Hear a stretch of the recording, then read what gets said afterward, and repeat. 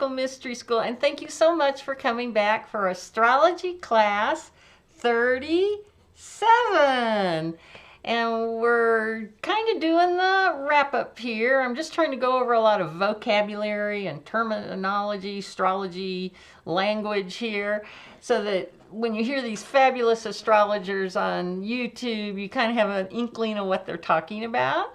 So today we're going to talk about the dignities. Now, if you're like just finding us for the first time, just remember that there's a playlist. There'll be a link at the end of this video. There'll be one, there's one in the, if you go to the icon, the circle with my face on it, you can go to my channel and go to the playlist tab, or I think there's a link in the description box too below.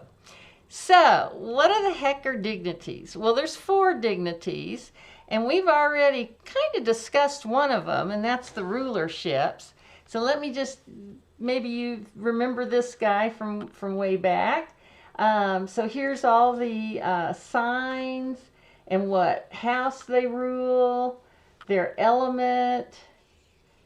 You know, this is fire, earth, air, water, fire, earth, air, water. The modality, and feel free to take a screenshot of this.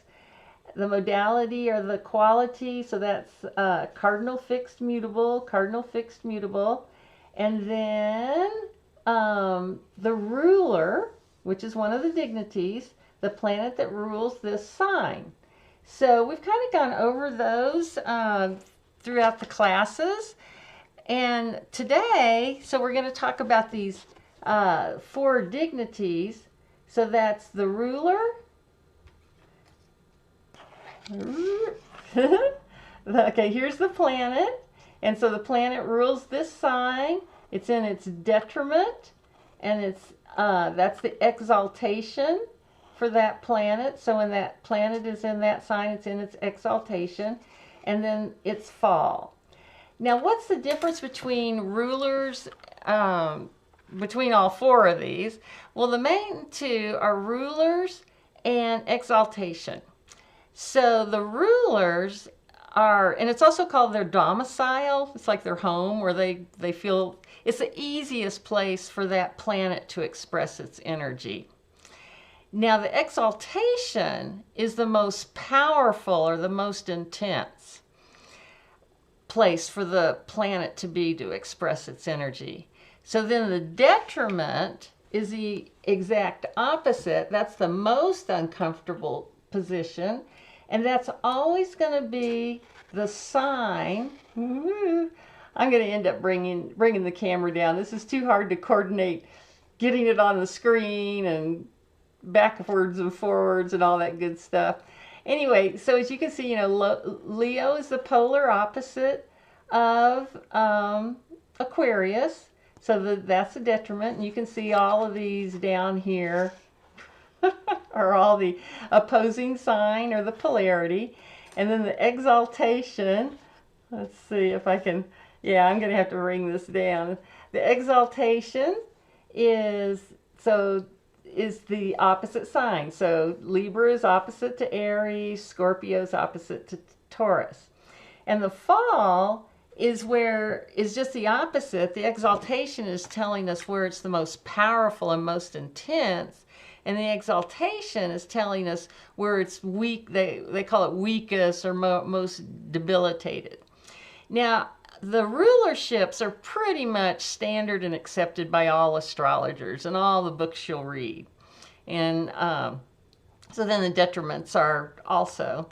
The exaltations, we're going to see varieties there. We're going to see a little bit different. Some authors have different ideas about that. And even like Sagittarius and Gemini, some people say the South Node is in its exaltation in Sagittarius, and Gemini the North Node, but those aren't planets, so I'm not so sure about that. So exaltations, kind of take that a little bit with a grain of salt. And then those negative connotations, the detriments and the falls, that's another one. I mean, way back in the old astrology, you'll read books and they'll be saying things like, when the sun hits your Mars, or vice versa, when Mars is hitting your sun, don't go out, you're going to get in an accident, break your arm, something like that. So modern astrology, we're not quite so dire. We take things a little bit less physically too. We take it more spiritually. So so those negative ones, the fall and the detriment, I take that kind of with a grain of salt too. I'm not quite so attached to that.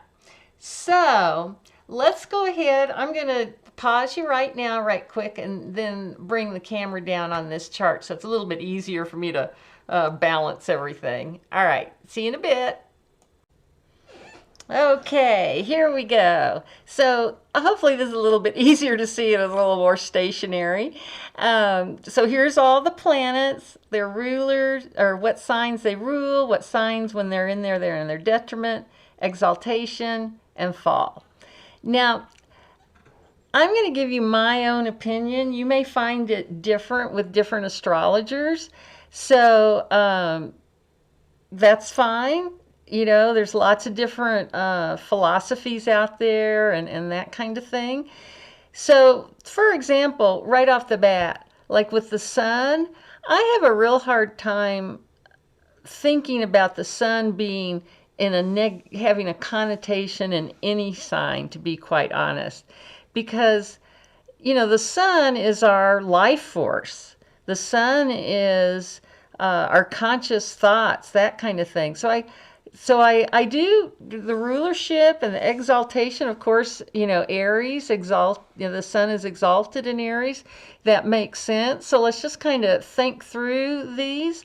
I'm not going to go through every single one, but I am going to go through and just kind of show you where, I have differences of opinions or thoughts on some of these different not the rulers, but the exaltations and that kind of thing. And like I said, with the detriments.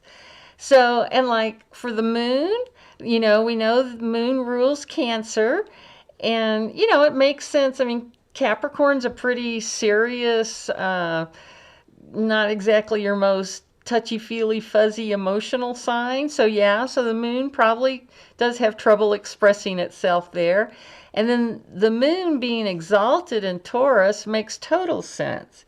And that's what these exaltations really helped me understand how the planets work and how they work together and in different signs and such. And remember when I was talking about, when you do aspects and transits, you got to think about how what's the harmony between planets, or their basic difference, like fire and water, that kind of thing. Well, that's kind of what this sort of helps you understand too, what planets conflict or what work well together. Now, but then like with the moon considered to be in its fall then in Scorpio, I kind of have a little bit of problem with that, because exaltation is where the energy is expressed the most intensely. And a Scorpio moon, admittedly, Scorpio is our secret keeper. So if they're having emotions, they're probably going to keep those in they're going to keep a pretty good lid on it for sure. But as far as powerful and intense emotions, I think we need to kind of think about that one a little bit too. What do you really think? So and what I'm saying is, and this is true with all of astrology, use your own experience. That's why you want to start. You're not going to learn astrology in a few weeks if you're watching these classes. It's going to take you a while to integrate and to really ponder these subjects.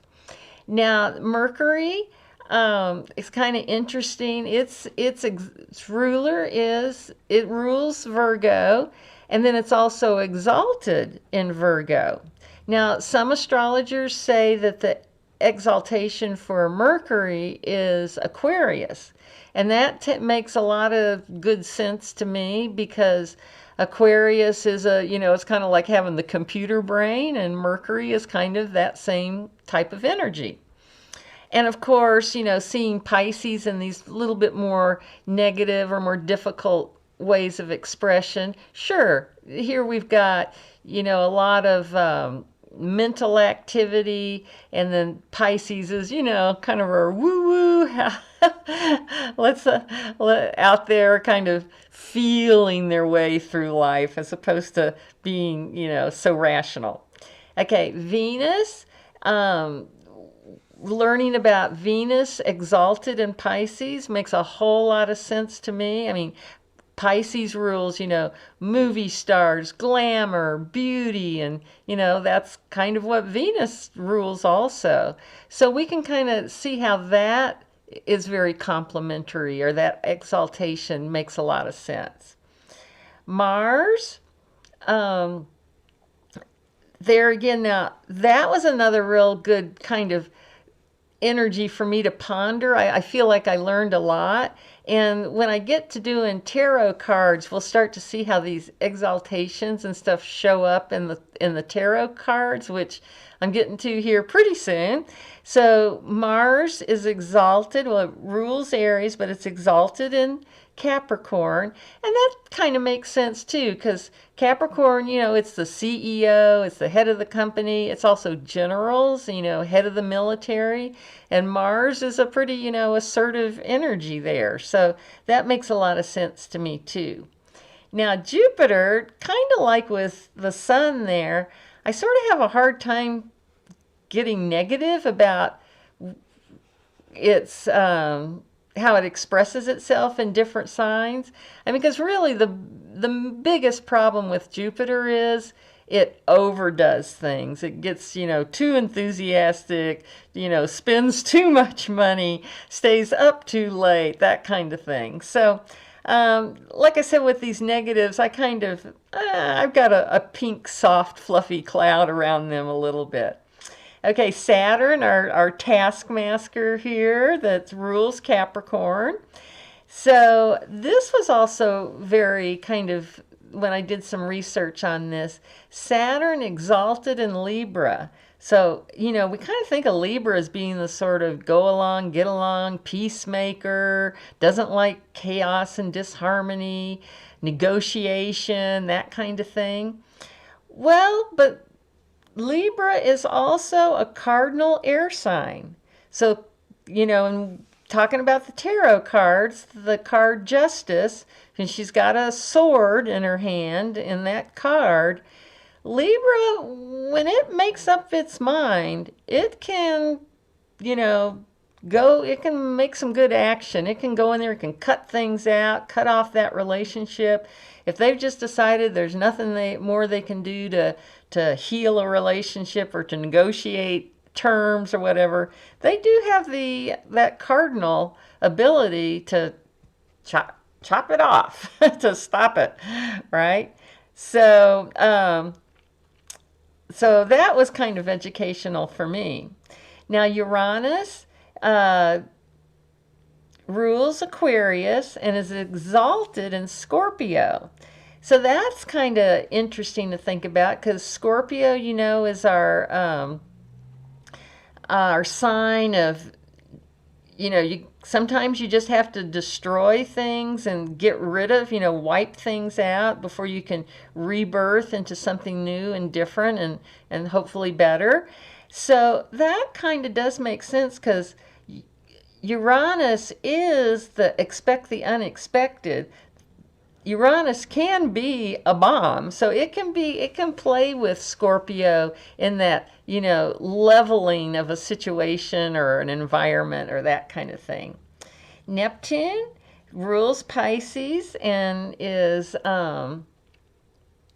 exalted in Cancer, and that makes sense. Cancer water is a cardinal water sign, and Neptune is, of course, Poseidon, or god of the sea. And but I have also seen that Neptune is exalted in Leo, which kind of isn't quite so, makes quite so much sense to me. But hey, like I said, there's different authors have different ideas on things. And then last but not least, Pluto rules Scorpio, exalted in Leo. And there we can see that Leo, when Pluto was actually discovered, it was in Leo. So that's kind of one of the reasons they have given that exaltation. So anyway, I hope I've given you some good food for thought. And next time we're going to go over a whole bunch of things, more like, you know, election charts and all sorts of different things like that. And again, finishing up those terminologies and vocabulary and that sort of thing. So I hope you found this educational. And just remember, from there to here, from here to there, funny things are everywhere. Bye. See you next time.